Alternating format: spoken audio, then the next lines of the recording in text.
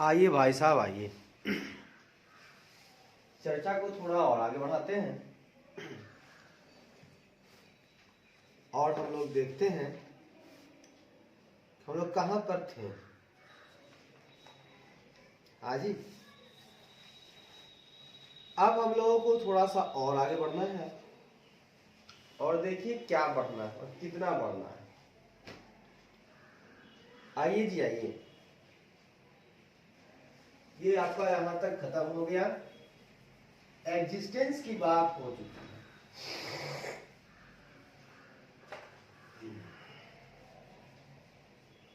ठीक है,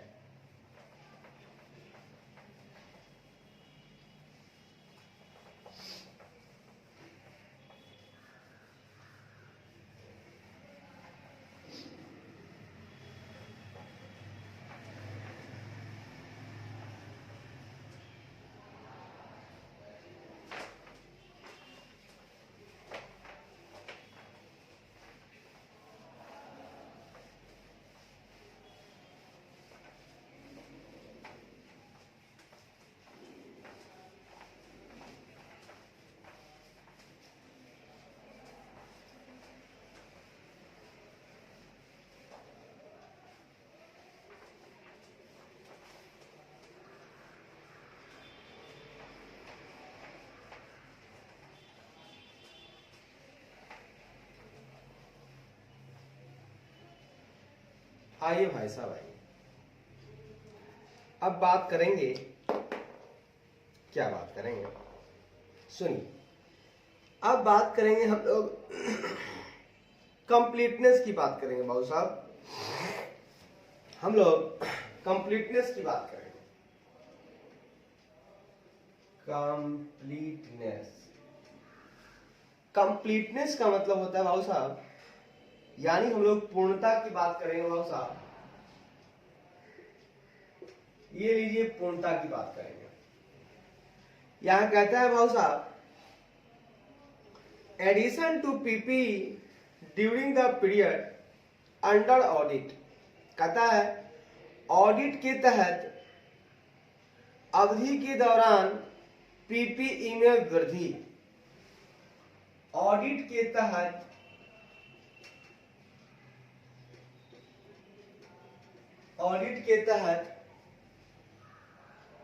अवधि के दौरान ऑडिट के तहत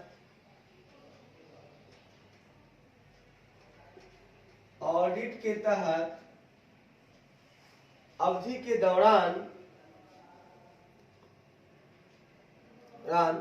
पीपीई में वृद्धि।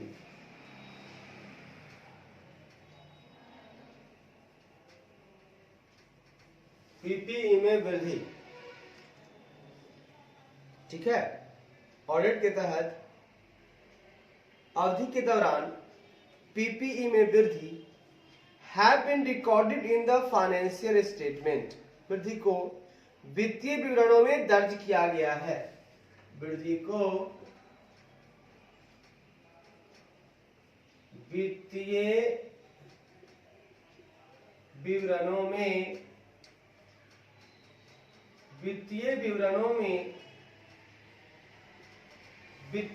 में दर्ज किया गया है। And do not include any PPE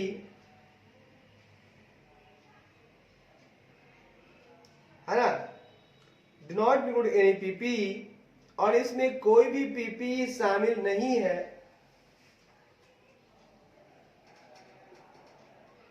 और इसमें कोई भी पीपीई शामिल नहीं है, कोई भी पीपीई शामिल नहीं है that belong to third parties, जो तीसरे पक्ष से संबंधित है। जो तीसरे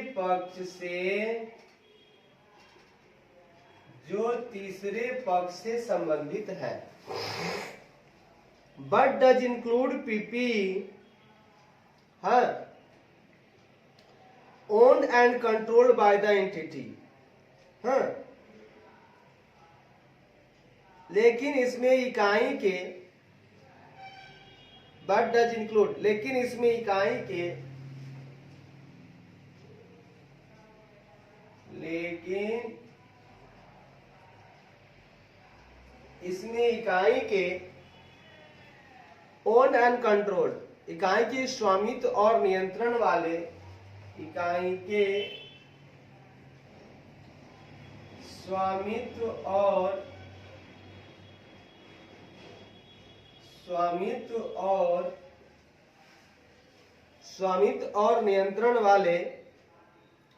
और नियंत्रण वाले पीपीई शामिल है। डज इंक्लूड पीपीई, नियंत्रण वाले पीपीई शामिल है। आगे कहता है although lying with A third party, है ना, हालांकि यह तीसरे पक्ष के पास पड़ा हुआ है। हाँ, हालांकि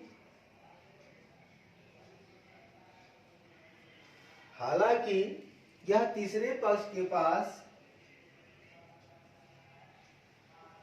यह तीसरे पक्ष के पास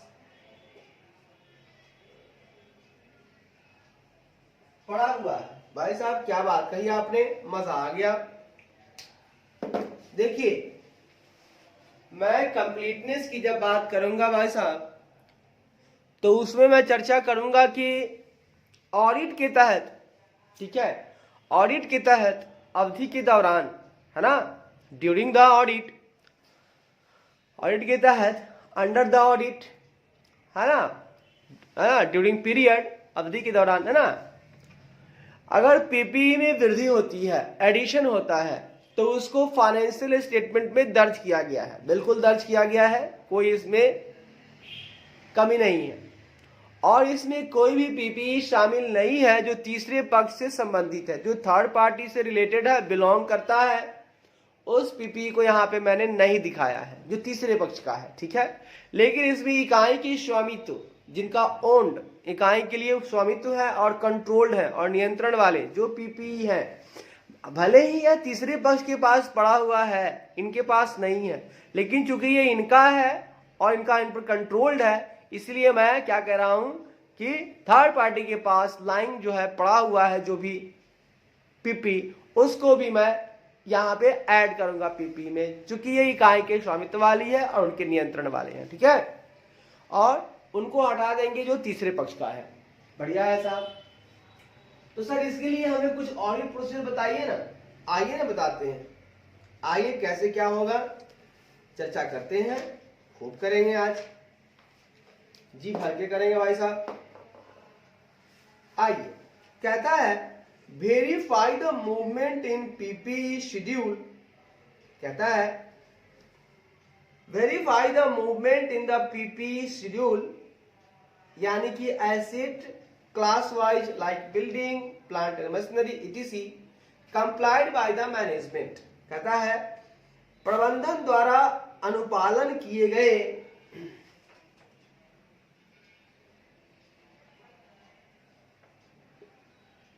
प्रबंधन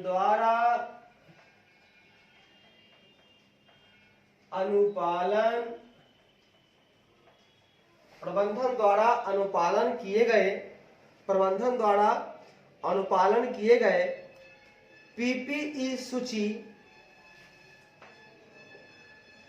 पीपीई शेड्यूल यानी सूची, ब्रैकेट में देखिएगा एसेट क्लास वाइज, यानी संपत्ति वर्गवार, है ना, परिसंपत्ति वर्गवार, क्लास वाइज परिसंपत्ति वर्गवार, जैसे भवन, बिल्डिंग, जैसे भवन, कॉमा, प्लांट एंड मशीनरी, संयंत्र और मशीनरी इत्यादि, संयंत्र और मशीनरी इत्यादि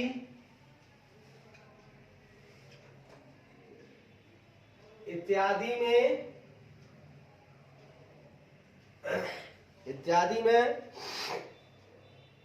ठीक है, इत्यादि में मूवमेंट आदि में गति या आंदोलन को सत्यापित करें। आदि में गति या आंदोलन को सत्यापित करें, यानी opening balance plus additions during the period minus deletion during the period is equal to closing balance, यानी प्रारंभिक शेष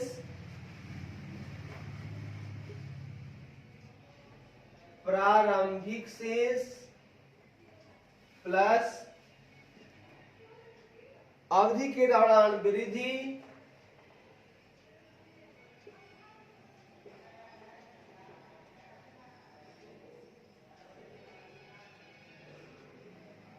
opening balance plus addition during the period अवधि के दौरान वृद्धि minus deletion during the period अवधि के दौरान विलोपन माइनस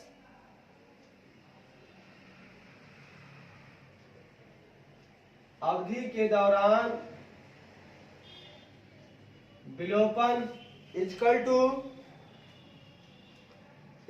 टू समापन शेष क्लोजिंग बैलेंस इक्वल टू समापन शेष। यहां तक बात समझ आई क्या? हाँ जी भाई साहब, आ गई।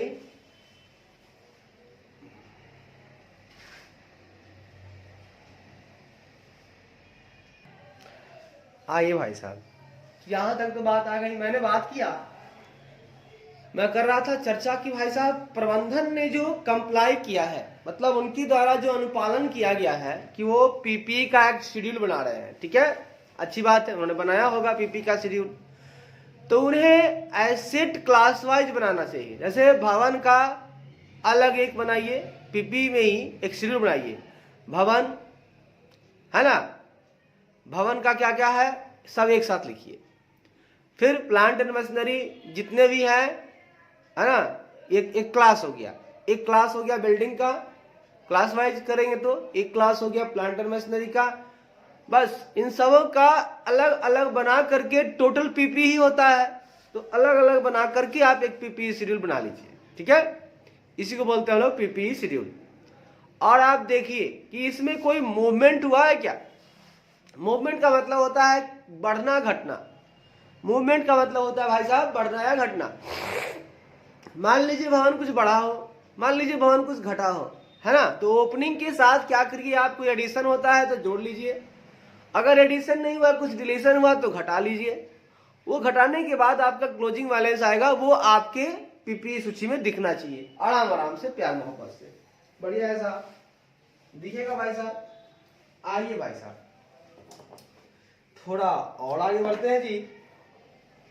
कहता है जी tally the closing balance to the entity books of account.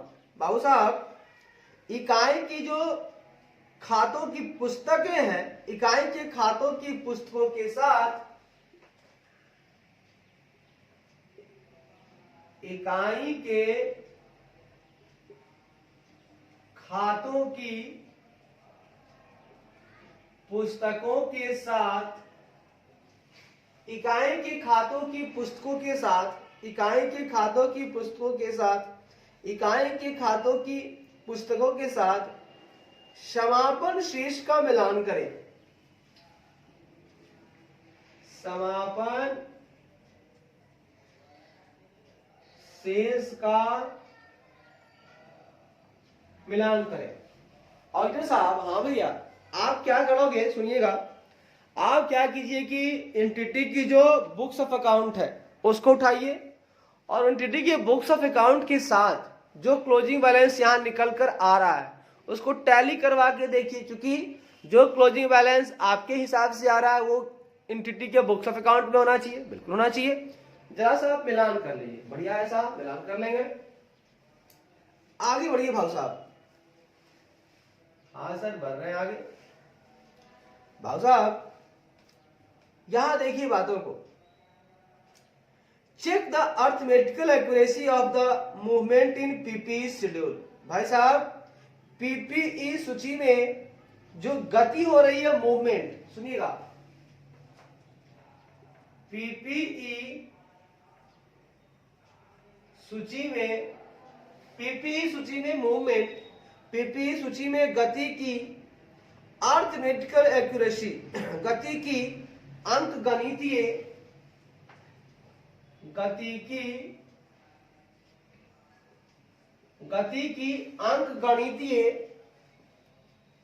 अंकगणितीय एक्यूरेसी यानी सटीकता, अंकगणितीय सटीकता की जांच करें।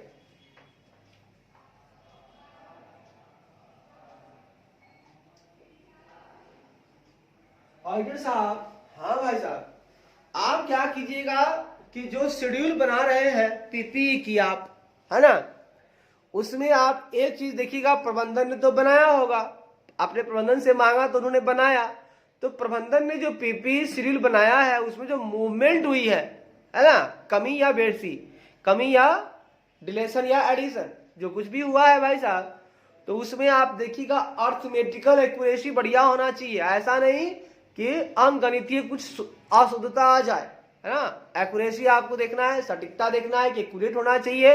हाँ, जितना अमाउंट आ रहा है उतना होना चाहिए, इसकी जांच कर लीजिएगा भाई साहब। ठीक है भाई साहब, कर लेंगे जांच। आगे बढ़िए भाई साहब।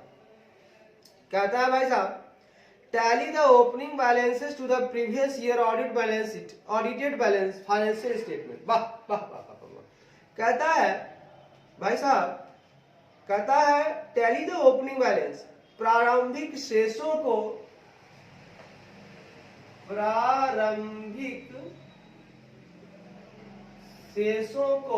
ओपनिंग बैलेंसेस को previous year audited financial statement, पिछले वर्ष के लेखा परीक्षित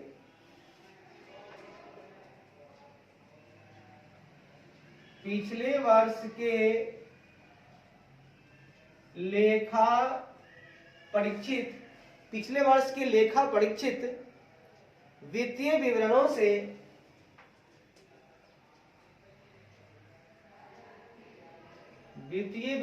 से टैली करे बाबू साहब, मिलान करें। और साहब, हाँ भैया, एक छोटा सा काम और देता हूं मैं आपको।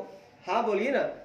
आप क्या कीजिए, जो ओपनिंग बैलेंस आपको आ रहे हैं तो पिछले वर्ष में वो क्लोजिंग बैलेंस रहा होगा डेफिनेटली, इससे क्या होगा कि गलती होने के चांसेस कम होंगे। तो जो ओपनिंग बैलेंस है भाई साहब, वो उनको आप प्रीवियस ईयर के जो ऑडिटेड फाइनेंशियल स्टेटमेंट है, जिनका ऑडिट हो चुका है, उनसे आप मिलान करें, उनका क्लोजिंग बैलेंस ले लें और जाके इनका ओपनिंग देखें। तो भैया ओपनिंग और क्लोजिंग एक होना चाहिए, इस साल का ओपनिंग पिछले साल का क्लोजिंग। तो जब ऑडिटेड है तो वहां गलती तो होगी नहीं, होगी गलती तो यहाँ होगी, वो सही होगी, ये गलती होगी, तो उनसे टैली करवा लें, दोनों एक होना चाहिए। जी ठीक है भाई साहब। आगे बढ़िए भाव साहब। आगे कहता है भाव साहब, क्या कहता है भाव साहब,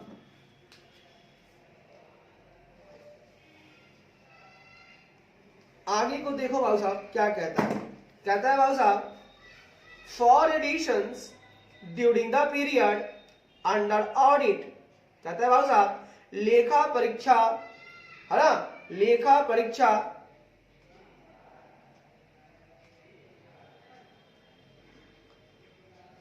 परीक्षा के तहत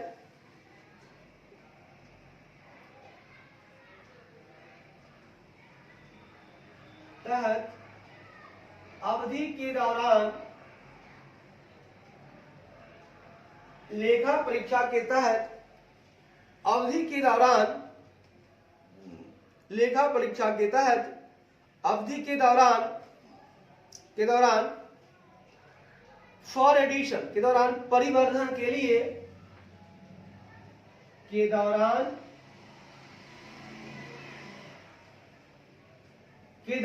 परिवर्धन के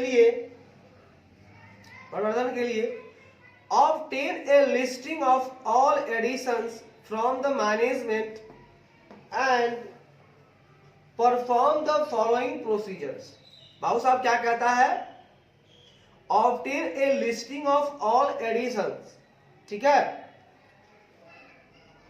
from the management। भाऊ साहब क्या करना है आपको? एक लिस्ट लेना है आपको। किससे? प्रबंधन से सभी परिवर्धन की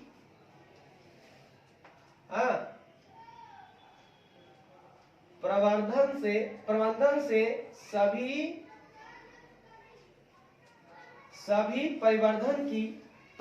से सभी परिवर्धन की एक सूची प्राप्त करें। परिवर्धन की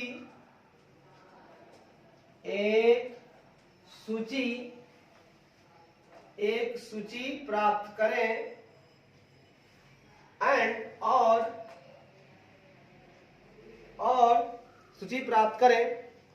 और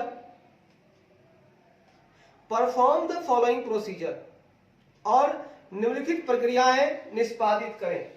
और निम्नलिखित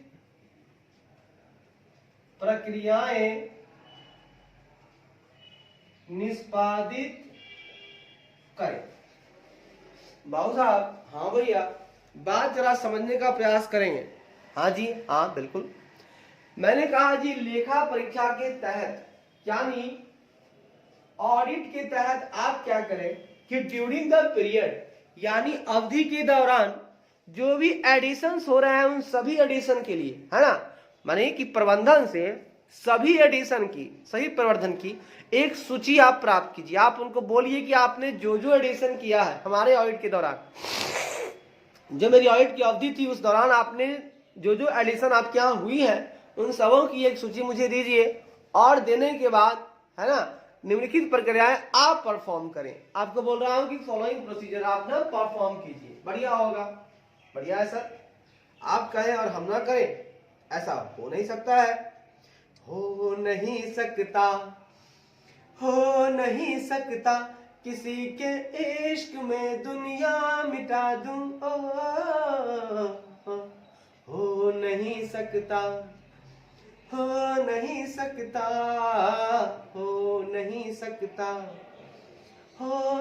सकता आई सर। पहला काम क्या करना है प्रोसीजर में, सुनिए। कहता है फॉर ऑल मटेरियल एडिशंस, सभी सामग्री परिवर्धन के लिए, सभी सामग्री परिवर्धन के लिए जो भी एडिशन होता है, मटेरियल एडिशन, बड़ी है ना, कोई महत्वपूर्ण परिवर्धन बोलिए, सभी सामग्री बोलिए, मटेरियल बोलिए, यानी कि महत्वपूर्ण बोलिए, भौतिक बोलिए, जो बोलना है बोल, मतलब कि ऐसा एडिशन जिसका असर होगा, मटेरियल है ना, सभी मटेरियल परिवर्धन के लिए वेरीफाई, सत्यापित करें कि के लिए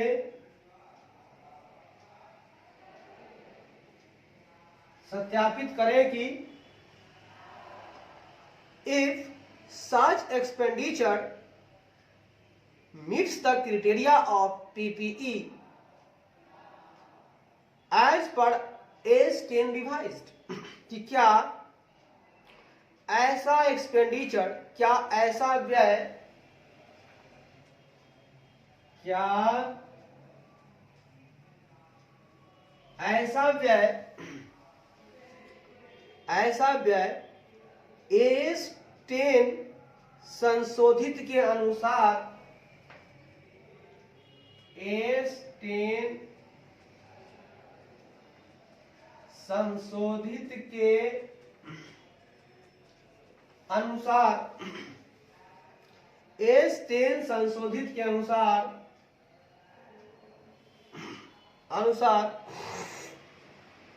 हाँ, पीपीई के मानदंडों को मीट करती है, पीपीए के मानदंडों को पूरा करता है, पीपीई की मानदंडों को पूरा करता है। भाव साहब जरा समझने का प्रयास करेंगे इसको।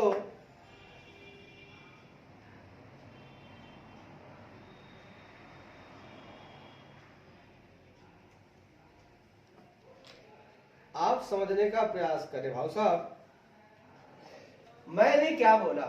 मैंने ये बोला कि जो भी मटेरियल एडिशन है मैं उनकी बात कर रहा हूं कि आपको वेरीफाई करना है कि ये जो एक्सपेंडिचर हो रहे हैं, आप जो कर रहे हैं, एडिशन कर रहे हैं मतलब खर्च कर रहे हैं आप, है ना, पीपीई पे, तो क्या इस पीपी जो है, ये जो एक्सपेंडिचर है पीपी पे किया गया, एडिशन जो किया गया है, क्या ये एक्सपेंडिचर जो है AS10 जो रिवाइज्ड हुआ है वो पीपी के लिए है, तो उसके अनुसार क्या वो पीपी की जो क्राइटेरिया है उसको मीट करता है, मतलब क्या वो पीपी के मानदंडों को पूरा करता है, यानी एडिशन होने से क्या कुछ पीपी में कुछ बदलाव आता है, मतलब पीपी कहलाएगा। पीपी के क्राइटेरिया होने के लिए जो कुछ भी उसमें होना चाहिए, क्या उस एडिशन में, उस एडिशन के लिए जो एक्सपेंडिचर हुआ है, क्या वो एक्सपेंडिचर उन मानदंडों को पूरा करता है? अगर वो उन मानदंडों को पूरा करेगा भाई साहब, तभी मैं उसे कहूंगा कि ये मटेरियल एडिशन है, अदरवाइज मैं नहीं कहूंगा। तो AS10 रिवाइज के अनुसार वो पीपी के मानदंड को पूरा करने वाला होना चाहिए एक्सपेंडिचर, ये आप वेरीफाई कर दो, तभी तो पीपी में शामिल होगा ना भाई साहब, है ना। सभी एडिशन को मैं शामिल नहीं करूंगा, मैं वैसे एडिशन को शामिल करूंगा जो पीपी की क्राइटेरिया को पूरा कर लेता है AS10 रिवाइज के अनुसार, है ना, तो वही खर्चे पीपी में शामिल होंगे। बिल्कुल सही बात है, बढ़िया है भाव साहब। बोलता है भाव साहब refer to capital and revenue expenditure, कहता है पूंजी और राजस्व व्यय का संदर्भ ले, है ना। यहां क्या ले? पूंजी और राजस्व व्यय का संदर्भ ले। भाव साहब इसमें बता रहा हूं कि जो कैपिटल होगा वही लोगे, रेवेन्यू नहीं लोगे, इसलिए आपको जो रेफर करना है कि कैपिटल होगा तो लेना, तो कैपिटल एंड एक्सपेंडिचर रेवेन्यू वाले का आपको लेना है, क्या लेना है? रेफर करना है आपको। जी बढ़िया है, रेफर कर लेंगे भाव साहब। आइए भाव साहब आइए, तो ये तो हो गई बातें, अब आगे बढ़ते हैं जी। कहता है, क्या कहता है भाव साहब? ये कहता है जी these costs include cost incurred initially to acquire or construct an item of property, plant and equipment, and costs incurred subsequently to add to, replace part of or service it। कहता है these costs include, इन लागतों में,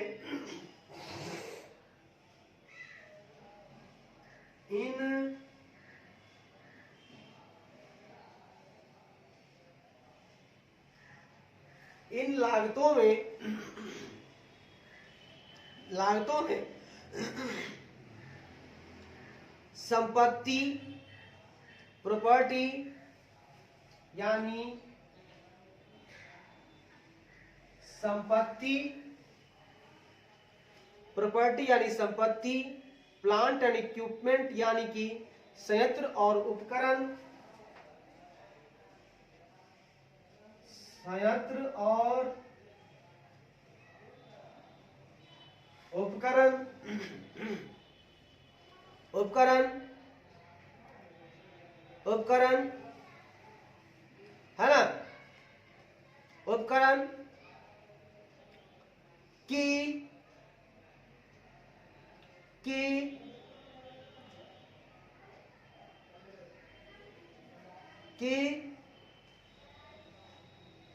N item of, उपकरण की किसी वस्तु को, उपकरण की वस्तु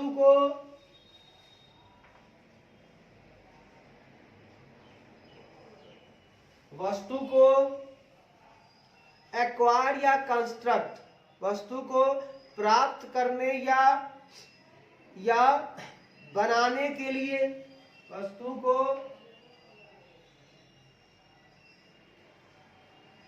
प्राप्त करने या कंस्ट्रक्ट यानी बनाने के लिए इनिशियली शुरू में की गई, है ना, शुरू में की गई शुरू में खर्च की गई लागत के लिए, शुरू में खर्च की गई लागत and cost subsequently to add to, और बाद में इसे जोड़ने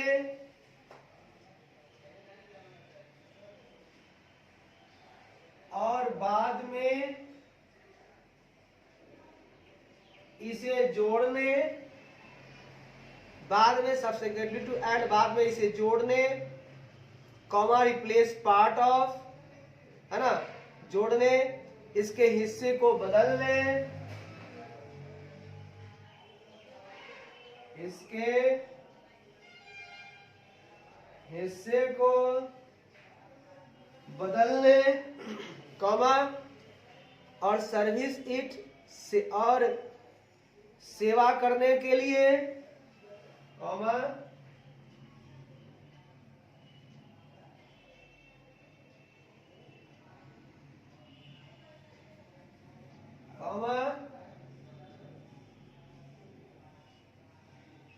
इसमें कोई सर्विस यानी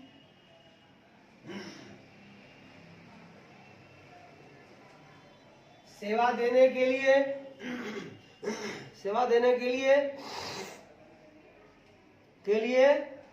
खर्च की गई लागत शामिल है।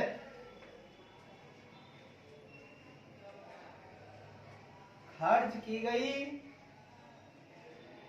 लागत है ना, की गई लागत शामिल है। भाऊ साहब, मैंने क्या कहा, प्यार से सुनिएगा। मैंने कहा भाऊ साहब की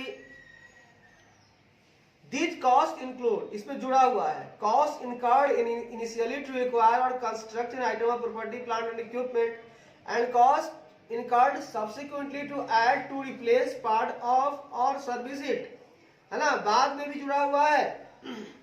उसको बढ़ाना चाहते हो, रिप्लेस करना चाहते हो, कुछ सर्विस देना है, वो सारी लागतें शामिल है। भाऊ साहब, हाँ भैया, एक काम आपको ये करना है कि ये जो लागतें हैं, है ना, जैसे आपकी पीपी का मानदंड को पूरा करने की मैं बात कर रहा हूं कि एडिशन या डिलीशन में, तो इनमें वो कॉस्ट जैसे कि आपकी प्रॉपर्टी है या आपकी प्लांट एंड इक्विपमेंट है ना, इसकी कोई भी आइटम, प्लांट की कोई भी आइटम, प्रॉपर्टी की कोई भी आइटम, इक्विपमेंट की कोई भी आइटम को अगर आप एक्वायर करते हो, प्राप्त करते हो कहीं से, या उसको निर्माण करते हो, उसका कंस्ट्रक्ट करते हो, तो बिगनिंग में, शुरू में जो इनकर्ड किया है आपने कॉस्ट, वो कॉस्ट इसमें ऐड होगा पीपीई में। आइए भाव साहब, आइए बात को थोड़ा और आगे बढ़ाते हैं भाव साहब। तो हमने इसमें बोला था आपसे कि इन लागतों में, है ना, आपको जैसे कि आपका प्रॉपर्टी है, आपके पास प्लांट है, इक्विपमेंट है, उसका कोई भी आइटम को अगर आप एक्वायर करते हो या आप उसको कंस्ट्रक्ट करते हो, बनवाते हो, तो जो शुरुआती खर्चा होता है ना बाबू साहब, वो लागत यहाँ पे ऐड होता है ना। और बाद में भी अगर कुछ ऐड करना चाहते हो, इसको थोड़ा सुधार, एडिशन करना चाहते हो, या इसके किसी पार्ट को आप रिप्लेस करना चाहते हो जिससे कि और बढ़िया से, मतलब ये हमको ऊपर, मतलब ये माल दे, ज्यादा माल का प्रोडक्शन करे, कुछ आपने हिस्सा को बदलना चाहते हो, ये भी आपका इसी का कॉस्ट का पार्ट बनेगा। आप कोई सर्विस आपको मिला है ना, इसमें कोई सर्विस देने के लिए आपने खर्चा किया, सर्विस के लिए कोई खर्चा किया, मतलब किसी को बुलवाया है ना, ये सर्विस देने वाली बात नहीं होगा, सर्विस के लिए ही कर लीजिए है ना, सेवा के लिए कर दीजिए। आप कोई सेवा लेते हो और खर्चा करते हो, जैसे मान लीजिए कि कोई इंजीनियर आया जो उसको ठीक ठाक करवाया, कोई ऐसा वर्कर था जो आया उसको कंप्लीट किया, तो वहां कुछ सर्विस कॉस्ट लगा आपको, ये भी इस लागत में भाई साहब शामिल होगा।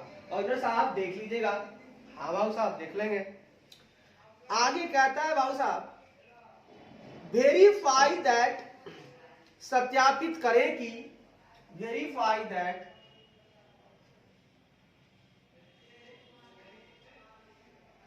सत्यापित करें कि, वेरीफाई दैट सत्यापित करें कि the cost of an item of property plant and equipment, संपत्ति संयंत्र और उपकरण, संपत्ति संयंत्र और उपकरण, संपत्ति संयंत्र और उपकरण की किसी वस्तु के, उपकरण की किसी वस्तु के, उपकरण की किसी वस्तु के नहीं कीजिए, किसी वस्तु की, उपकरण की किसी वस्तु की लागत, cost of an item of property plant and equipment, है ना, कि किसी वस्तु की लागत, किसी वस्तु की लागत, भाव साहब किसी वस्तु की लागत A10 संशोधित के अनुसार, A10 संशोधित के अनुसार अनुसार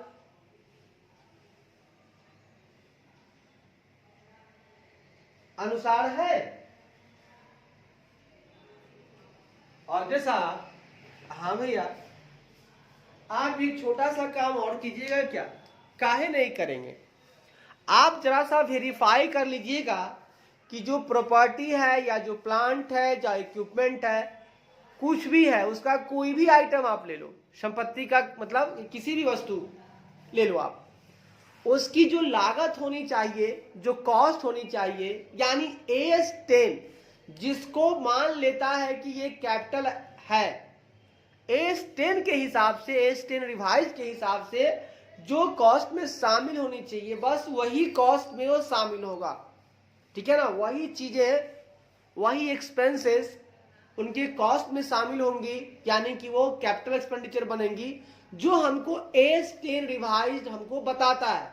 तो AS10 रिवाइज के हिसाब से ही आपको देखना है कि लागत में, चाहे वो प्रॉपर्टी का लागत हो या प्लांट इक्विपमेंट का लागत हो, उसमें जो भी आइटम, जो भी एक्सपेंडिचर जुड़ेगा वो AS10 संशोधित के हिसाब से जुड़ेगा, ये आपको वेरीफाई करना है। आप देख लीजिए कोई ऐसा वैसा खर्च तो नहीं ऐड कर दिया गया है जी, ठीक है भैया देख लेंगे, आप फिक्र ना करो बाबा जी। बाबा अब आगे बढ़ते हैं बाबा, और फिर बात करते हैं। रे बाबा, बाबा वो बाबा, आइए मेरे प्यारे बाबा, थोड़ा सा और आगे बढ़ते हैं बाबा। देखिए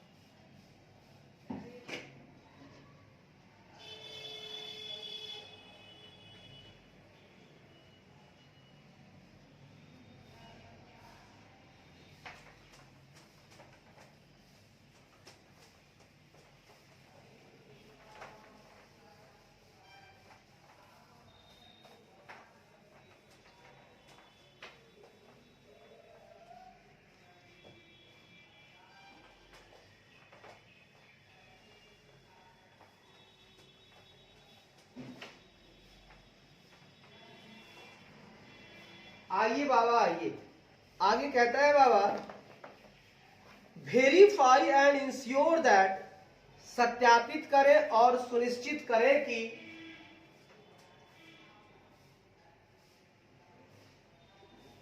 सत्यापित करें और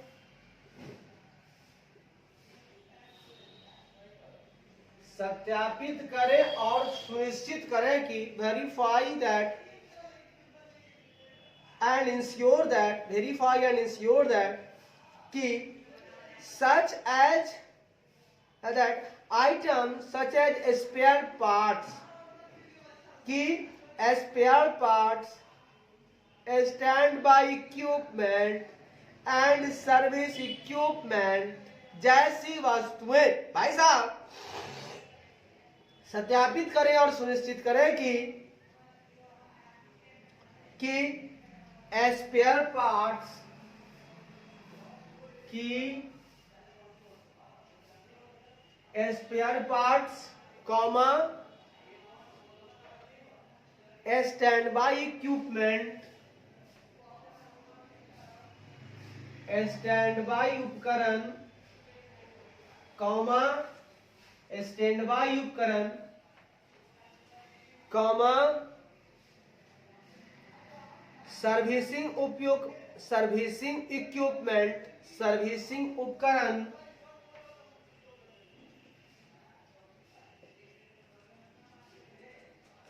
सर्विसिंग उपकरण, सर्विसिंग इक्विपमेंट, सर्विसिंग उपकरण जैसी वस्तुओं को, जैसी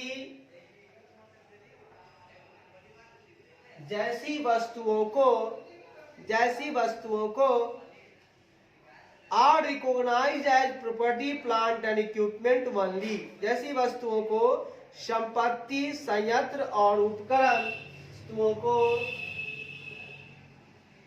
संपत्ति, संयंत्र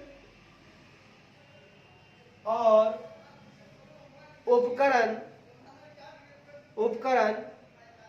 के रूप में, है ना, ओनली व्हेन के रूप में तभी मान्यता दी जाती है, उपकरण के रूप में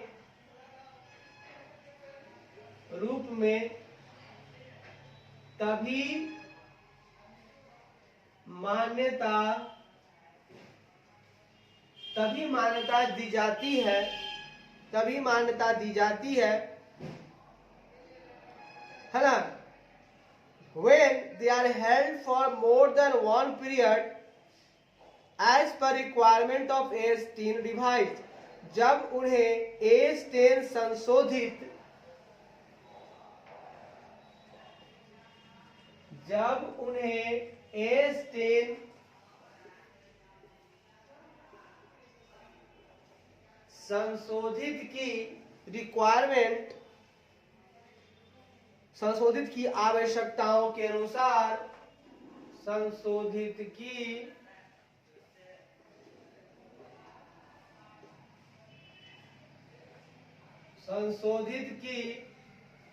आवश्यकताओं के अनुसार, संशोधित की आवश्यकताओं के अनुसार मोर देन वन पीरियड, एक से अधिक अवधि के लिए, एक से अधिक अवधि के लिए, अधिक अवधि के लिए, ठीक है, हेल्ड दे आर हेल्ड के लिए रखा जाता है, के लिए हेल्ड मतलब रोक कर क्या रखा जाता है, हेल्ड मतलब होल्ड करके रखना, मतलब रोकना, रखना। भाऊ साहब, हाँ भैया, कुछ बातें और बताता हूं मैं, बताइए ना जी। मैंने ये बोला आपको वेरीफाई भी करना है और इंश्योर भी करना है। क्या इंश्योर करना है, क्या वेरीफाई करना है? तो आप सत्यापित करें और सुनिश्चित करें कि जो स्पेयर पार्ट्स होते हैं, जो स्टैंड बाई उपकरण है, स्टैंड बाई इक्विपमेंट है, जो सर्विसिंग इक्विपमेंट है, ऐसी सच आइटम्स, ऐसी जो भी जैसी वस्तु जो है उसको हम लोग संपत्ति संयंत्र, प्रॉपर्टी प्लांट एंड इक्विपमेंट के रूप में, पीपीई के रूप में हम तभी रिकॉग्नाइज कर सकते हैं जब उन्हें एज-10 संशोधित की आवश्यकताओं के अनुसार एक से अधिक अवधि के लिए रखा जाता है। अगर स्पेयर पार्ट्स है, आपको 1 पीरियड से अधिक के लिए रखते हो, 2 पीरियड के लिए रखते हो, 3 पीरियड के लिए रखते हो, स्टैंड बाई इक्विपमेंट है, मतलब वो एकदम स्टैंड पे है, मतलब समझिए कि एकदम ऐसा है कि उसके तुरंत यूज होने वाली है, तो होने वाली है तुरंत, तो पीपीई में नहीं आएगा। लेकिन अगर वो एक से अधिक अवधि के लिए है तो पीपीई में आपका आ जाएगा। कोई सर्विस वाला इक्विपमेंट है जिससे आप लोग सर्विस देते हैं, तो आप सर्विस देते हो, ये भी अगर एक पीरियड से अधिक टाइम तक आप अपने पास होल्ड करके रखते हो भाऊ साहब, तो ये आपका पीपीई में शामिल होगा, रिकॉग्नाइज होगा। तो याद रखिएगा, spare parts, standby equipment, service equipment आदि जैसी वस्तुओं को जब हम लोग एक से अधिक अवधि तक, वो भी एज-10 संशोधित की आवश्यकताओं को ध्यान में रखते हुए अगर हम लोग रखते हैं, तभी उसे हम लोग रिकॉग्नाइज कर सकते हैं पीपीई के रूप में। भाऊ साहब पीपीई के रूप में, अदरवाइज जो पीपीई नहीं होगा भाऊ साहब। बढ़िया है भाऊ साहब, आगे बढ़िए भाऊ साहब। कहता है भाऊ साहब, इंश्योर दैट, सुनिश्चित करें कि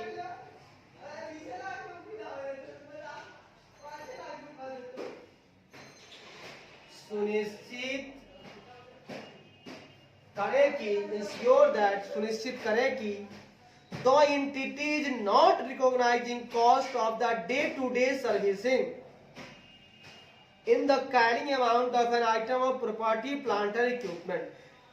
बात समझिएगा, सुनिश्चित करें कि इकाई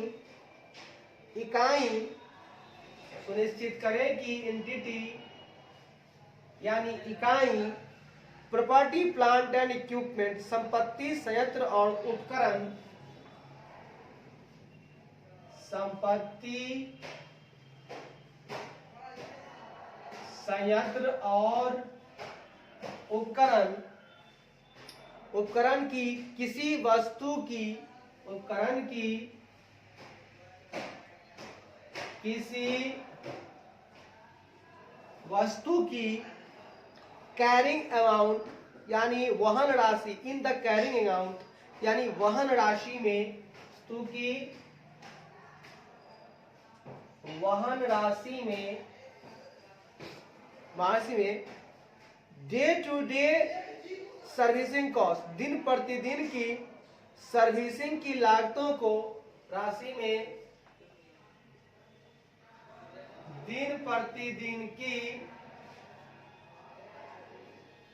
सर्विसिंग की, दिन प्रतिदिन की सर्विसिंग की लागतों को, सर्विसिंग की लागतों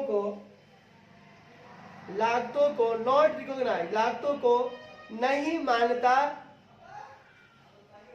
हाँ नॉट रिकॉग्नाइजिंग, हाँ को नहीं पहचान रही है, लागतों को मान्यता नहीं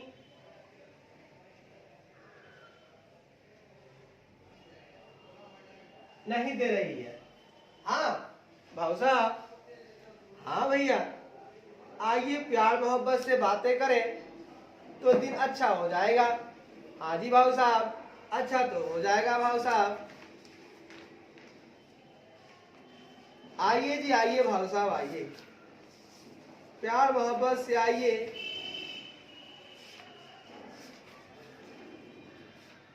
और देखिए भाऊ साहब क्या होता है। मैंने बोला भाई साहब कि आप इंश्योर करो, आप सुनिश्चित करो कि जो हमारी एंटिटी है वे प्रॉपर्टी प्लांट एंड इक्विपमेंट के किसी भी आइटम की जो कैरिंग अमाउंट है उसमें डे टू डे की सर्विसिंग की जो कॉस्ट है उसको रिकॉग्नाइज नहीं कर रही है, ठीक है, उसको मान्यता नहीं दे रही है, उसको रिकॉग्नाइज नहीं कर रही है। बिल्कुल सही बात है। अगर अगर आप पीपीई में डे टू डे आप कुछ सर्विसिंग कॉस्ट लगा रहे हो तो वो आपके कॉस्ट का पार्ट नहीं होगा, आपको कैरिंग अमाउंट में ऐड करने की आवश्यकता नहीं होनी चाहिए, आप उसे रिकॉग्नाइज ना करो। रे बाबा जी, बढ़िया है बाबा। आगे सुनो बाबा क्या कहता है। Test the purchase invoice, installation certificate और रिपोर्ट और other similar documentation maintained by the entity to verify the date of addition for all addition samples of PPE during the period under audit। भाऊ साहब, audit के तहत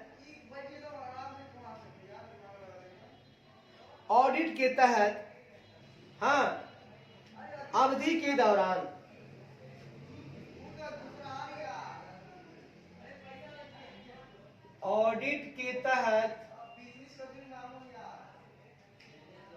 audit के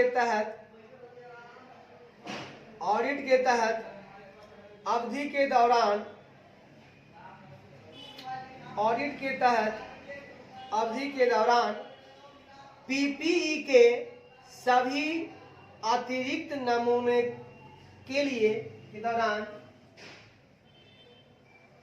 PPE के सभी अतिरिक्त नमूनों सैंपल्स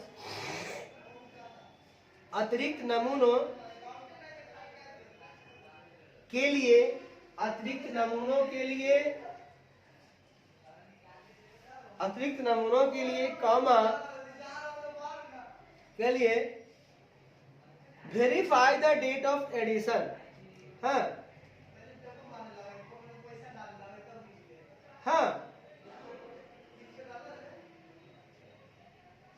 परिवर्धन की तारीख को सत्यापित करने के लिए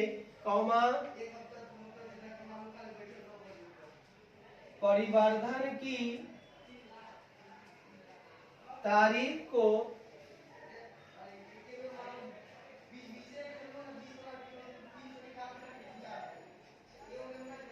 सत्यापित करने के लिए इकाई द्वारा बाय द एंटिटी इकाई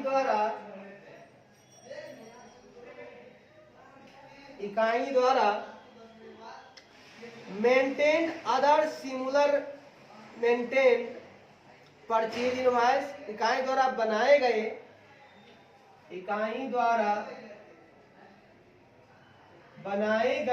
परचेज इनवॉइस बोले तो खरीद चालान, इंस्टॉलेशन सर्टिफिकेट, इंस्टॉलेशन प्रमाण पत्र, इंस्टॉलेशन सर्टिफिकेट यानी प्रमाण पत्र, या रिपोर्ट, प्रमाण पत्र या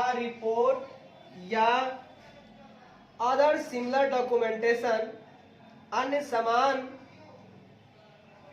समान दस्तावेजों या अन्य समान दस्तावेजों को टेस्ट करना चाहिए। टेस्ट का परीक्षण करें, दस्तावेजों का परीक्षण करें। भाऊ साहब, हाँ भैया, एक छोटा सा काम और करोगे क्या? भाई साहब, जो करवाना है करवाओ, सब करने को तैयार हूं मैं हूं ऑडिटर। तो भाऊ साहब, आप क्या करो कि ऑडिट के तहत अवधि के दौरान जो पीपीई के सभी एडिशंस वाले सैंपल हैं उनके लिए, है ना, आपको एक सैंपल देखिए आप कि कहाँ कहाँ पे एडिशन हुआ है, उन सारे सैंपलों के लिए जो एडिशन की तारीख है उनको सत्यापित करने के लिए कि भाई किस तारीख को वाकई एडिशन हुआ है पीपीई में, है ना। कि हम एक नमूना लिए, भाई एक सैंपल उठाए कि देखे भैया इसमें तो एडिशन हुआ है। अब भैया एडिशन हुआ है तो किस तारीख को हुआ है, तो उसको सत्यापित करने के लिए, वेरीफाई करने के लिए आप क्या करो कि इकाई ने जो मेंटेन किया है परचेज इनवॉइस, मतलब आपको किस तारीख को परचेज किया था, उनके पास उन्होंने मेंटेन किया हुआ खरीद चालान परचेज इनवॉइस, वो आप ले लो। उन्होंने इंस्टॉलेशन सर्टिफिकेट उनके पास हुआ कि किस तारीख को पीपीई को उन्होंने इंस्टॉलेशन करवाया है, या उनके पास कोई रिपोर्ट हो या अन्य कोई भी सिमिलर डॉक्यूमेंटेशन हो, आप लाओ। क्योंकि बाबू साहब जो एडिशन आप कर रहे हो तो भैया इंस्टॉलेशन के दिन ही हुआ होगा, वो तारीख है तो यानी मुझे को तारीख मिल गई कि भाई फलाने तारीख को आप एडिशन करवाए हो।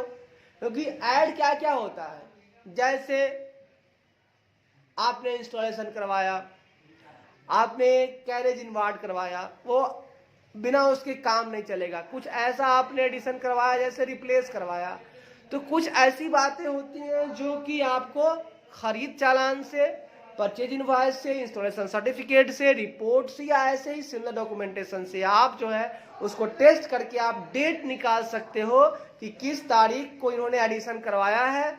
और किसी भी सैंपल को उठा लो, है ना, पीपीई के, कि कहाँ पे एडिशन हुआ है, वही एडिशन वाला सैंपल को उठाओ और इन सबों से मिलान करके उनकी डेट का पता लगा सकते हो आप कि किस तारीख को एडिशन हुए हैं। बढ़िया है भाऊ साहब, बढ़िया है भाऊ साहब, आगे बढ़िए भाऊ साहब। आगे कहता है भाऊ साहब, वेरीफाई सत्यापित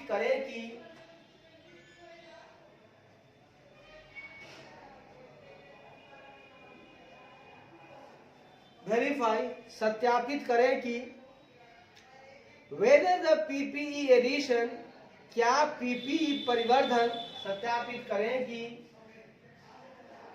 क्या पीपीई परिवर्धन मतलब addition have been approved by authorised personnel, को अधिकृत कर्मियों द्वारा परिवर्धन को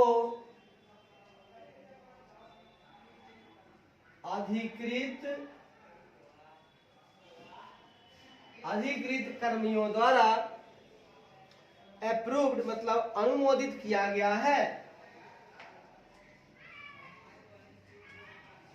अनुमोदित किया गया है। भाव साहब, ऑडिटर साहब, हाँ भैया एक काम और कीजिएगा, आप सत्यापित जरा सा कर लीजिएगा कि क्या पीपी में जो एडिशन हो रहे हैं वो किसी ऑथोराइज्ड पर्सनल द्वारा अप्रूव्ड हैं। मतलब जब तक ऑथोराइज्ड पर्सनल अप्रूव्ड नहीं करेंगे तब तक किसी भी पीपी में एडिशन नहीं होगा। तो इस बात का ख्याल आप रख ले कि पीपी में अगर एडिशन हो रहे हैं तो आपको चेक करना है कि ये ऑथोराइज्ड पर्सनल के द्वारा ही अप्रूव्ड होना चाहिए। ठीक है भाव साहब, देख लेंगे इसको भी। आगे देखिए भाव साहब, कहता है verify whether proper internal processes and procedures, कहता है proper internal processes and procedures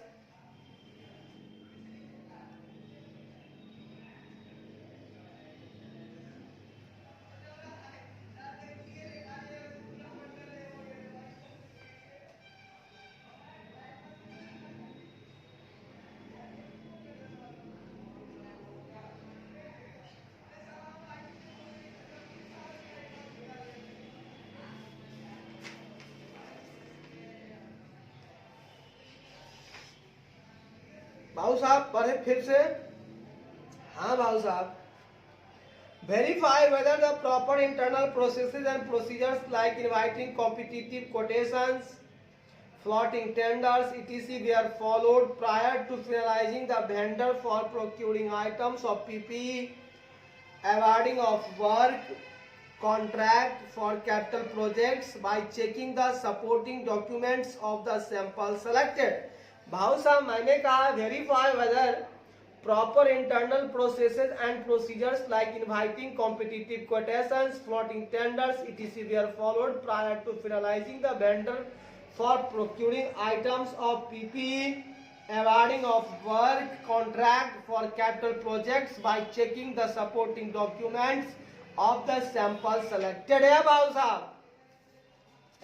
साहब सैंपल सेलेक्टेड यानी कि चयनित नमूनों के सपोर्टिंग डॉक्यूमेंट, चयनित नमूनों के सहायक दस्तावेजों, चयनित नमूनों के सहायक दस्तावेजों की, चयनित नमूनों के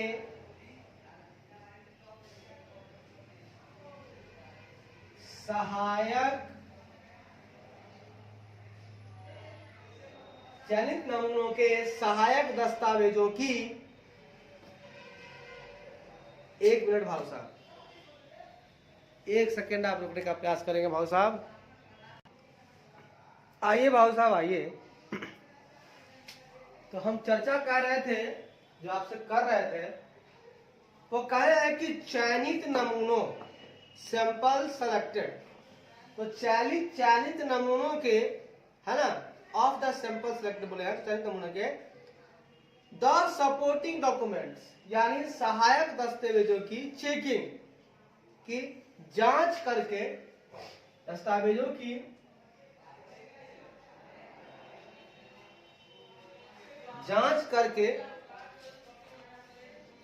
जांच करके वेरीफाई सत्यापित करें कि, जांच करके वेरीफाई सत्यापित करें कि,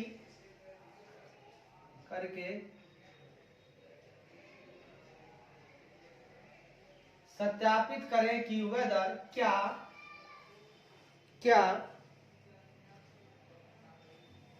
proper internal process and procedures कि क्या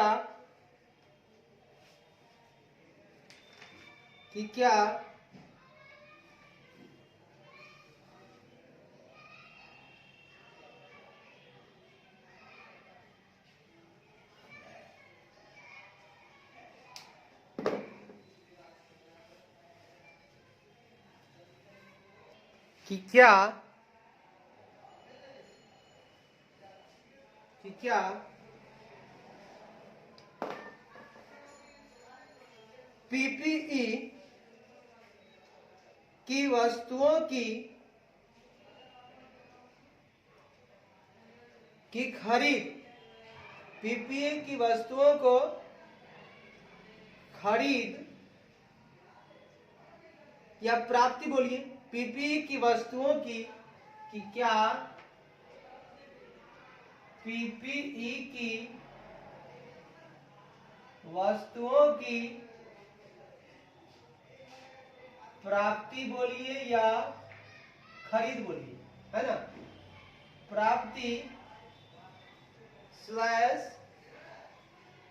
एवार्डिंग of work contract for capital project या पूंजीगत परियोजनाओं के लिए, या पूंजीगत परियोजनाओं के लिए कॉन्ट्रैक्ट के लिए वर्क कॉन्ट्रैक्ट, कार्य अनुबंध,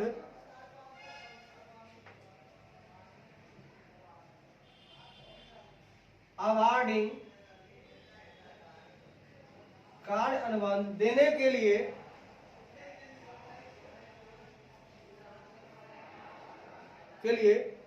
विक्रेता को अंतिम रूप देने से पहले, प्रायर टू फिनाइजिंग द वेंडर, विक्रेता को अंतिम रूप देने से पहले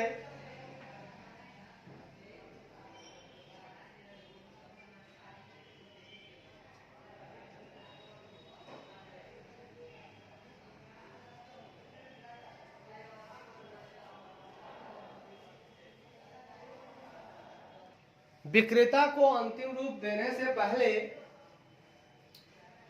पहले क्या कहता है भाऊ साहब, से पहले, हाँ यहां पर थे ना, हाँ पहले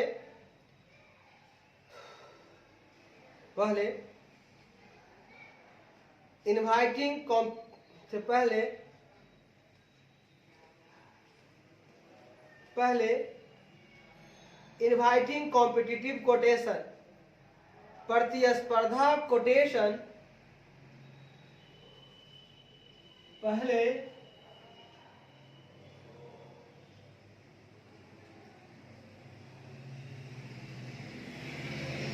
प्रतिस्पर्धा कोटेशन या फ्लोटिंग टेंडर्स, फ्लोटिंग निविदाएं या फ्लोटिंग टेंडर्स, निविदाएं आदि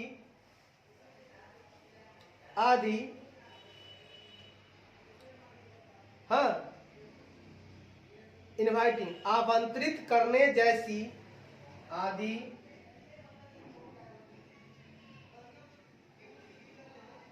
आमंत्रित करने जैसी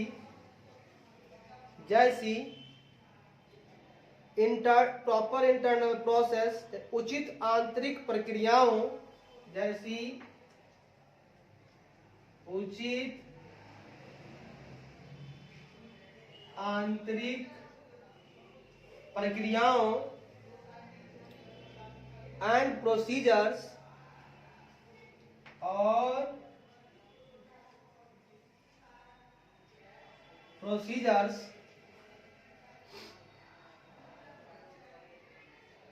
का पालन किया गया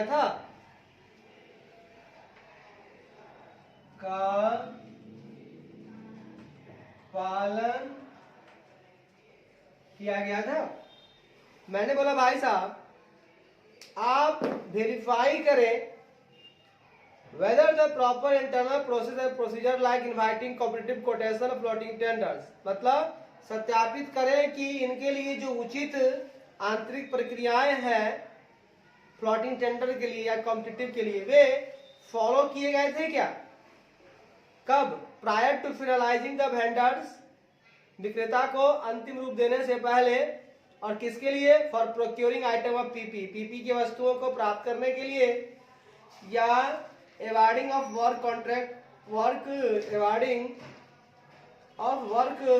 for capital project, पूंजीगत परियोजनाओं के लिए, है ना, कार्य अनुबंध को देने के लिए, by taking the supporting documents of samples selected। भाऊ साहब बातें बड़ी है लेकिन है इसमें कोई जान नहीं, सुनिएगा प्यार मोहब्बत से। मैंने कहा भाऊ साहब कि जो सिलेक्टेड सैंपल्स हैं, हमने सैंपल वहां सिलेक्ट किया था कि भैया उनका हम लोग देखेंगे कि क्या उनमें एडिशन जो हुआ उनकी तारीख के लिए, तो मैं यहाँ ये कह रहा हूँ भाई साहब कि जो सिलेक्टेड आपके पास सैंपल्स हैं उनके लिए कोई सपोर्टिंग डॉक्यूमेंट्स अगर हो तो उनकी जांच करें। आप सपोर्टिंग डॉक्यूमेंट की जांच करके आप ये सत्यापित करें कि क्या पीपीई की वस्तुओं की प्राप्ति, पीपीई की जो भी आइटम है उसको आप प्रोक्योर कर रहे हो, प्राप्ति कर रहे हो, या कोई पूंजीगत परियोजनाएं हैं जो आपका कैपिटल टाइप का आपका क्या है ना, परियोजनाएं है, ठीक है ना, मतलब कॉन्ट्रैक्ट जो है, कार्य अनुबंध जो है वो कैपिटल आपके पास प्रोजेक्ट्स है। तो कैपिटल प्रोजेक्ट्स यानी कि पूंजीगत परियोजनाओं के लिए आपके पास जो वर्क कॉन्ट्रैक्ट है, कार्य अनुबंध है ना, उनको एवार्ड करने के लिए, देने के लिए, है ना, आपने विक्रेता को अंतिम रूप देने से पहले कि भैया यही विक्रेता से मैं खरीदूंगा या इसी विक्रेता से मैं जो हूं मैं ये परियोजना को लूंगा, तो पहले कोई आपने कॉम्पिटिटिव कोटेशन या फ्लोटिंग टेंडर्स आदि इनवाइट करने जैसी आपने प्रॉपर इंटरनल प्रोसेस और प्रोसीजर का पालन किया है। कि देखिए ये कहना चाहता है कि आप ना किसी पीपीई का एक नमूना सेलेक्ट किए, है ना, और उनको सहायक दस्तावेज से आप जांच करो कि उनके पास सपोर्टिंग डॉक्यूमेंट्स होना चाहिए उन नमूनों के लिए। और उन नमूनों में क्या होगा कि भाई क्या पीपीई की जो वस्तुएं आप प्राप्त कर रहे हो या कोई पूंजीगत परियोजना के लिए आप कार्य अनुबंध दे रहे हो, तो आप किसी विक्रेता को फाइनलाइज कर रहे हो, अंतिम रूप दे रहे हो, तो उसके लिए क्या तुमने कोई कॉम्पिटिटिव कोटेशन दिया था? मतलब कोटेशन तो होना चाहिए कि जो जितना बढ़िया होगा उसी को आप विक्रेता बनाइए अपना, उसी से आप वेंडर बनाइए, उसी से आप खरीदिए जो बढ़िया होगा। कोटेशन कॉम्पिटिटिव का मतलब जो कम से कम में आपको दे, है ना। आप टेंडर दो, कोई फ्लोटिंग टेंडर निकालो जिसमें उस टेंडर में सब लोग आएंगे, है ना। कोटेशन दो, सब लोग आएंगे, जो बेस्ट होगा उसको आप लीजिए।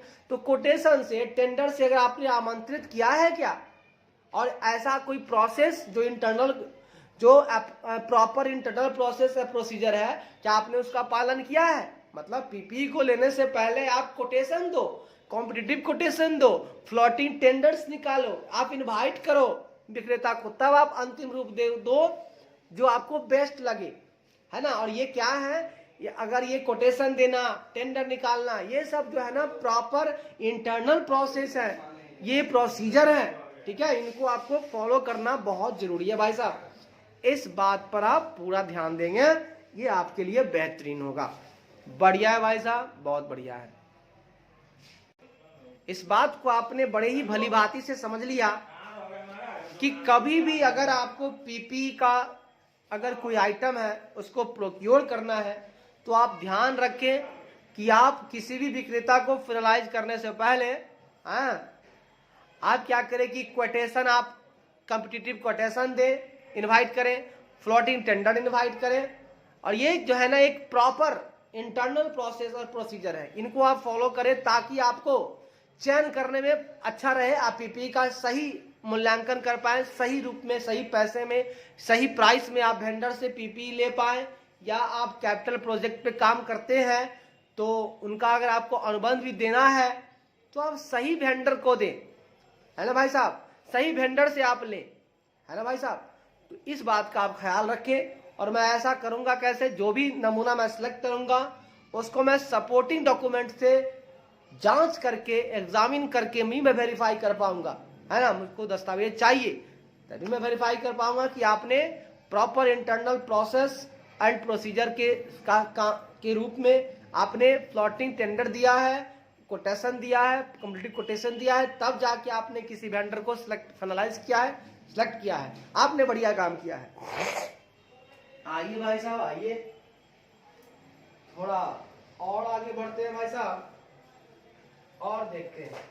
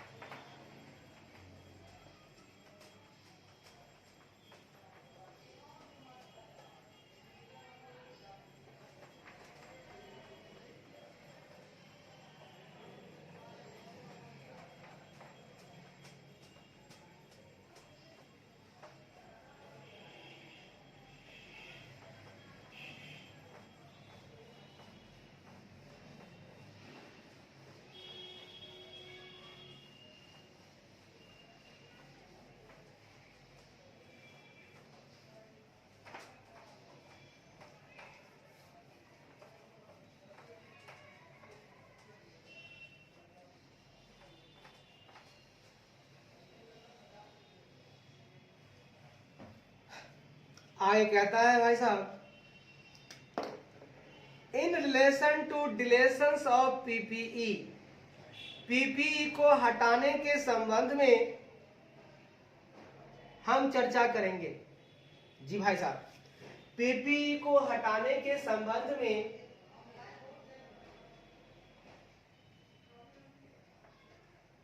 पीपीई को हटाने के संबंध में, पीपीई को हटाने के संबंध में understand from the management the reason and rational for deletion संबंध में अंडरस्टैंड फ्रॉम द मैनेजमेंट है ना the reason and rational for deletion प्रबंधन से हटाने के कारण पीपी को डिलेशन के संबंध में इसको बोलते हैं डिलेशन। तो लिखिए प्रबंधन से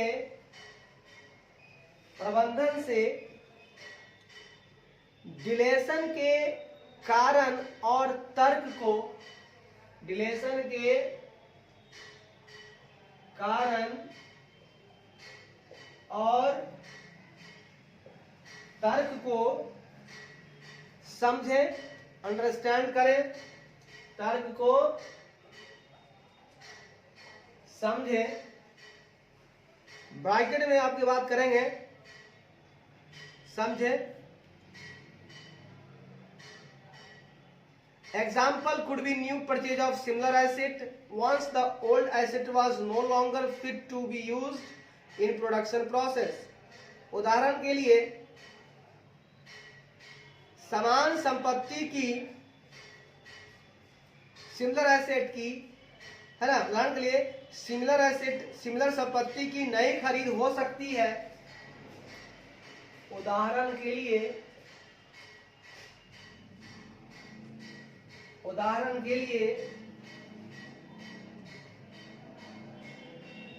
सिमिलर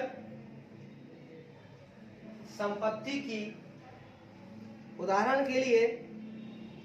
सिमिलर संपत्ति की नई खरीद हो सकती है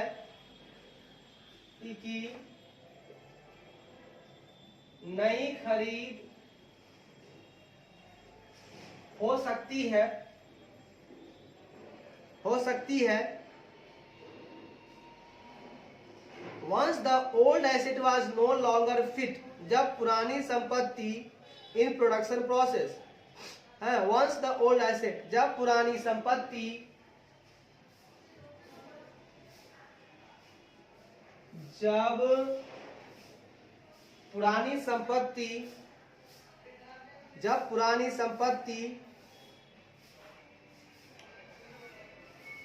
इन प्रोडक्शन प्रोसेस उत्पादन प्रक्रिया में पुरानी संपत्ति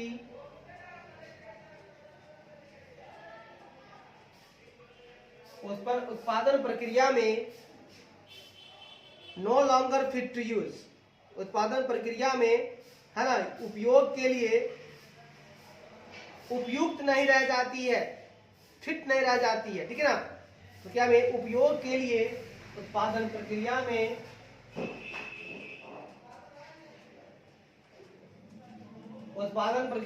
उपयोग के लिए उपयुक्त नहीं रह जाती है।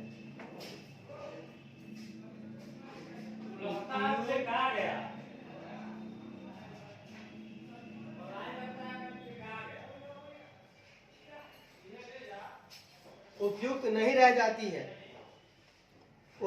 रह जाती है और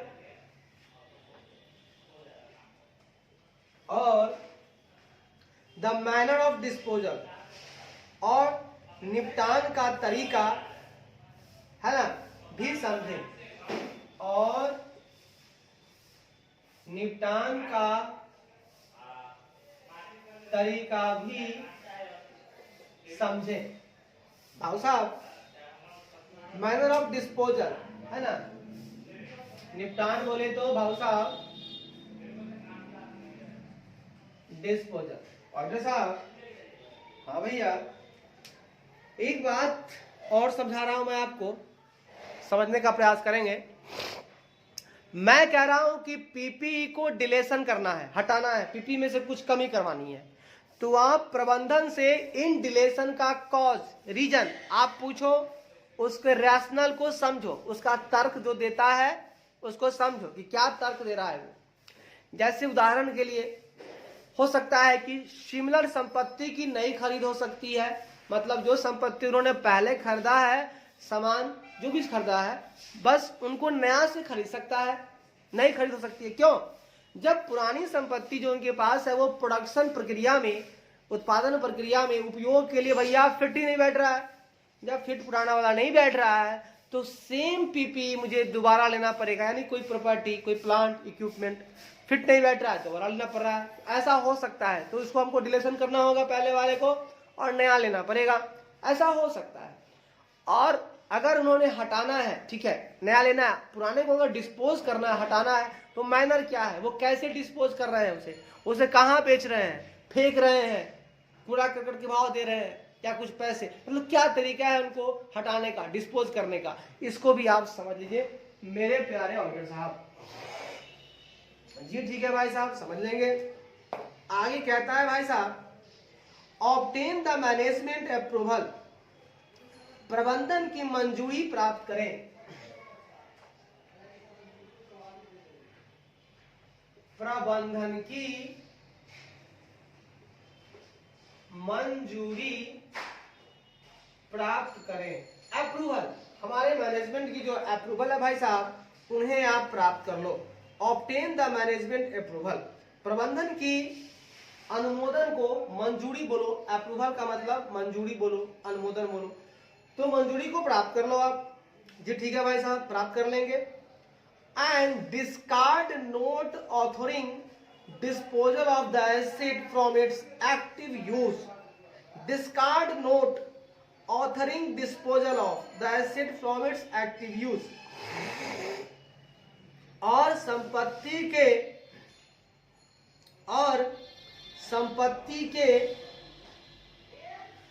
हाँ नोट संलेखन निपटान,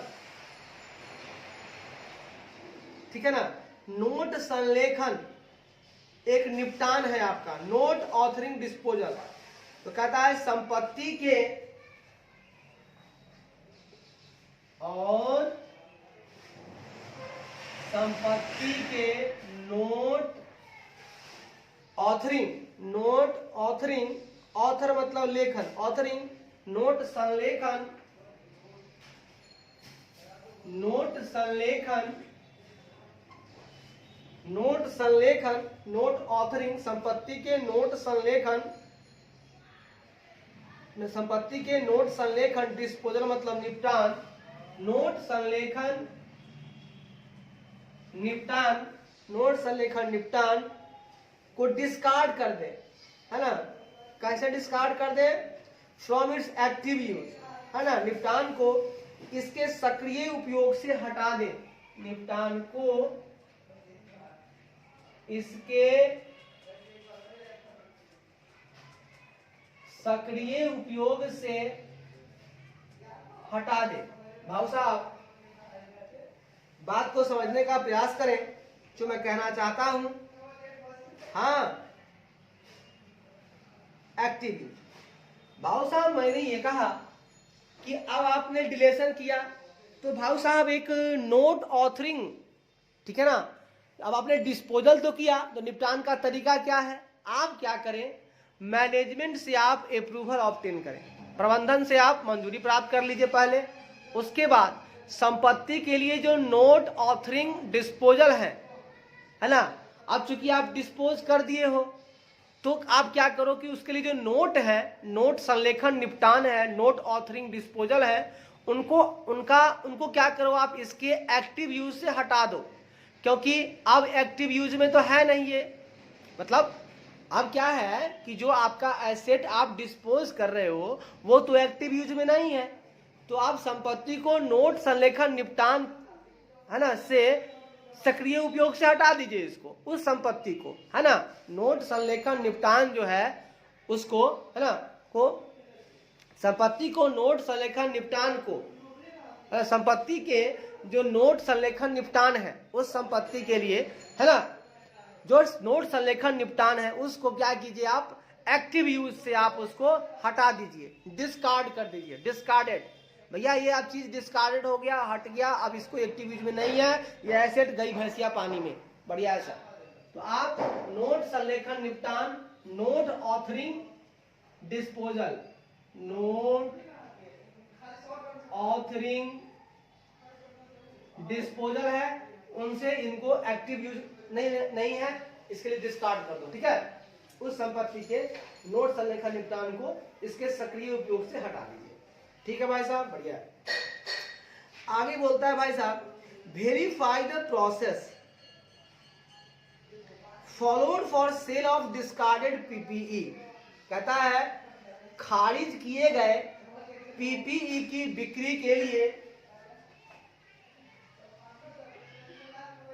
खारिज किए गए या हटाए गए, जो बोलना है डिस्कार्डेड है, खारिज किए गए पीपीई की बिक्री के लिए,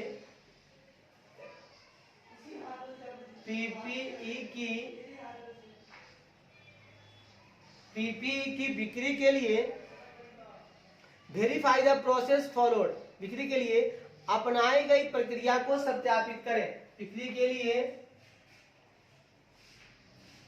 अपनाई गई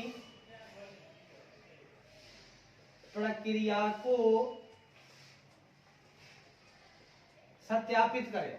भाई साहब आप क्या करो कि आपने वेरीफाई करना है उन प्रोसेस को जो फॉलो किया जा रहा है सेल ऑफ डिस्कार्डेड पीपी। मतलब अब भैया जो पीपी हट गया उनको हमने डिस्कार्ड कर दिया है ना, संपत्ति को क्या किया, नोट संलेखन निपटान को इसके सक्रिय उपयोग से हटा दिया है ना, निपटान कर दिया है ना, भागो यहां से, भागो भागो।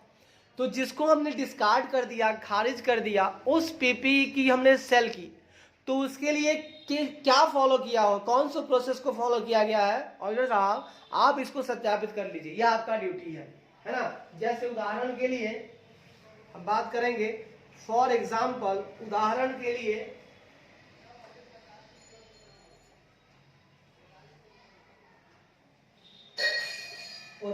लिए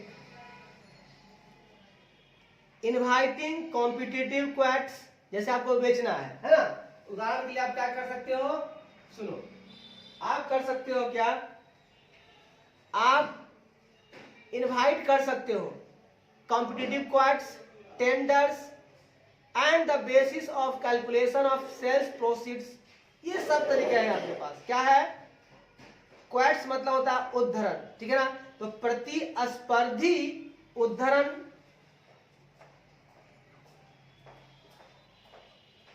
प्रतिस्पर्धी उद्धरण आप ये कर सकते हो, इनवाइट कर सकते हो। टेंडर्स यानी निविदाएं, टेंडर्स यानी निविदाएं, हाँ निविदाएं, आमंत्रित करना, निविदाएं, इनवाइट्स मतलब आमंत्रित करना, और and basis of calculation of sales, ठीक है ना, सेल्स प्रोसीड्स, बिक्री से है ना, सेल प्रोसीड बिक्री की आय की गणना का आधार, मतलब सेल प्रोसीड्स है ना, बिक्री प्राप्ति, बिक्री आय की गणना का आधार, बिक्री आय बोलिए या प्राप्ति बोलिए, आय की गणना का आधार। तो भाई साहब मैंने जो बोला सच बोला, सच के सिवा कुछ नहीं बोला भाई साहब। मैंने ये बोला कि आपने जो डिस्कार्ड किया है पीपी, उनकी सेल के लिए जो फॉलो किया है प्रोसेस, वो हो सकता है कि आपने कॉम्पिटिटिव जो है क्वैट्स दिया हो, कई लोगों को, कई वेंडर्स को आपने दिया होगा, किसी एक ने खरीदा होगा, आपने टेंडर्स भी इनवाइट किया होगा कई लोगों को, किसी एक ने लिया होगा, या हो सकता है कि आपने सेल प्रोसीड्स का कैलकुलेशन, मतलब आपने ऐसी ही कोई वस्तु जब कभी और बिकी होगी तो उनकी प्रोसीड का कैलकुलेशन किया होगा, तो सोचा होगा इतना है मेरा भी बिक जाएगा, तो आपने सेल प्रोसीड्स कैलकुलेशन के बेस पर भी आपने बेच सकता है, आपने बिक्री किया हो अपनी पीपीई का, क्योंकि जैसी पीपीई पहले बेची हो या किसी और ने बेची हो, उसका कैलकुलेशन के बेस पर आप देख लो कि आपका भी उतने में बिक जाएगा, क्योंकि ये तो डिलेशन वाली बातें हैं, डिस्कार्ड कर रहे हो पीपीई को आप, तो ये सब तरीका आप अपना सकते हो। जी हाँ भाई साहब, आगे कहता है वेरीफाई दैट, सत्यापित करें कि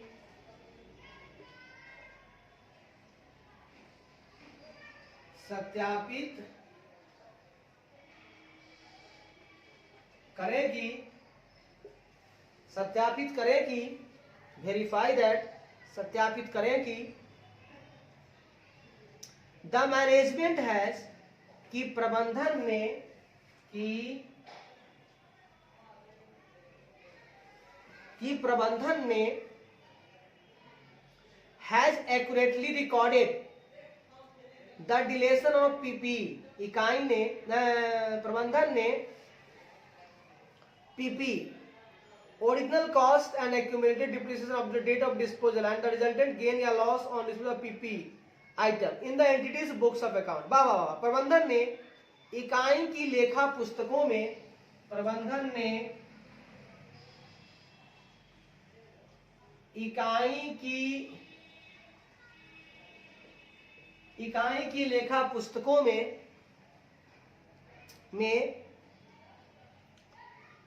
पीपीई के डिलेशन, पीपीई के विलोपन, पुस्तकों में पीपीई के डिलेशन मतलब विलोपन, डिलेशन, पीपीई के विलोपन, ओरिजिनल कॉस्ट ब्रैकेट में मूल लागत,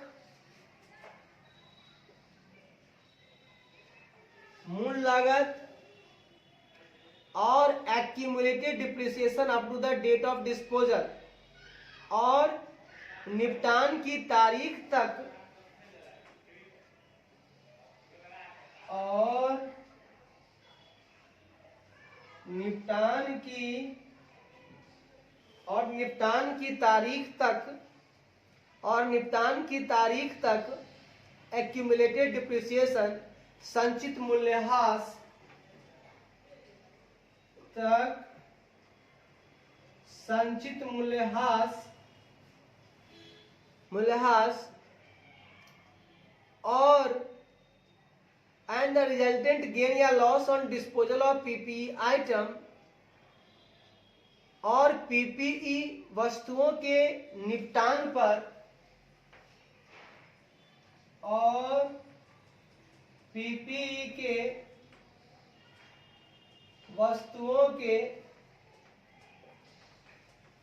पीपीई की वस्तुओं के निपटान पर रिजल्टेंट, परिणामी लाभ या हानि, परिणामी लाभ स्लैश हानि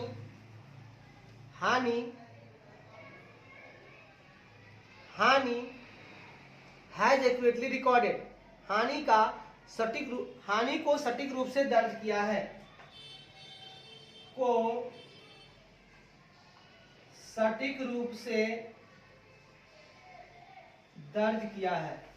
आगे साहब, हाँ भैया, मैंने क्या बोला सुन के लीजिए। कह रहा हूं कि verify that the management has accurately recorded, क्या रिकॉर्ड करना है, डिलेशन ऑफ पीपीई को रिकॉर्ड करना है, और रिजल्टेंट गेन या loss on disposal of PP item को रिकॉर्ड करना है। और कहाँ रिकॉर्ड करना है भाव साहब, एंटिटी के बुक्स ऑफ अकाउंट में करना है। ए भाव साहब, बड़ी आसान काम बताया आपने। मैंने बोला भाई साहब क्या कि आपको सत्यापित करना है ऑडिटर साहब कि प्रबंधन ने एंटिटी के बुक्स ऑफ अकाउंट में, इकाई के लेखा पुस्तकों में सटीक रूप से दर्ज किया है। क्या दर्ज किया है वो बताना चाहता हूं। उनको आपको सत्यापित करना है कि प्रबंधन को ना एक्यूरेटली रिकॉर्ड करना है एंटिटी के बुक्स ऑफ अकाउंट में। क्या करना है, रिकॉर्ड, तो उनके बुक्स ऑफ अकाउंट में रिकॉर्ड करना है कि भैया पीपी का विलोपन, कि भाव साहब पीपी का डिलेशन हो गया है, उनको हटाना है, इस बात को आप बुक्स ऑफ अकाउंट में रिकॉर्ड कर दो। अच्छा, विलोपन जो करना है उसमें क्या क्या आ सकता है, तो मूल कॉस्ट तो आएगा ही, जो आपका मूल कॉस्ट है, जो उनका मूल लागत है, ठीक है, जो उनका मूल लागत है, प्राइम कॉस्ट है, ठीक है, या उनको आप बोल सकते हो ओरिजिनल कॉस्ट है ना। जो ओरिजिनल कॉस्ट है वो तो घटेगा, हटेगा। साथ ही साथ जो डिस्पोजल की तारीख तक जो भी उनका एक्यूमुलेटेड डिप्रिसिएशन था ना भाऊ साहब, वो एक्यूमुलेटेड डिप्रिसिएशन भी वहां से हटेगा, वो भी वहां से घटेगा। तो जो ओरिजिनल कॉस्ट है वो तो घटेगा ही, और डिप्रिसिएशन जो डिस्पोजल के डेट तक जो एक्यूमुलेटेड डिस्पोजल डिप्रिसिएशन था भाई साहब, वो भी घट जाएगा। तो आप ना ध्यान रखो प्रबंधन साहब कि आप एंटिटी के बुक्स ऑफ अकाउंट में पीपीई के डिलेशन को आप नोट करो, रिकॉर्ड करो, एक्यूरेटली रिकॉर्ड करो, और पीपीई की जो आइटम है उनके डिस्पोजल पर अगर कोई रिजल्टेंट प्रॉफिट होता है या लॉस होता है भाऊ साहब, उसे भी जाकर आप एंटिटी के बुक्स ऑफ अकाउंट में क्या कर दो, पूरी तरह से आप उन्हें एक्यूरेटली रिकॉर्ड कर दो। बढ़िया भाई साहब, मजा आ गया भाई साहब। यहाँ जंगे आजादी चल रही है भाई साहब, आजादी लेकर रहेंगे भाई साहब। चलिए, तो आज के लिए इतना ही। थोड़े समय के पश्चात हम लोग फिर मिलेंगे, फिर ढेर सारी बातें करेंगे मीठी मीठी। चलिए बढ़िया भाई साहब, जहाँ रहिए मस्त रहिए, मुस्कुराते रहिए, गुनगुनाते रहिए। ना किसी को दुख देना है, ना किसी का दुख सहन करना है। दोनों बातें नहीं होनी चाहिए, ना आपको देना है ना सहन करना है। और आपको बराबर यही बोलना है, we are energetic, we are energetic, we are energetic. और अंत में चलते चलते जय हिंद, जय भारत।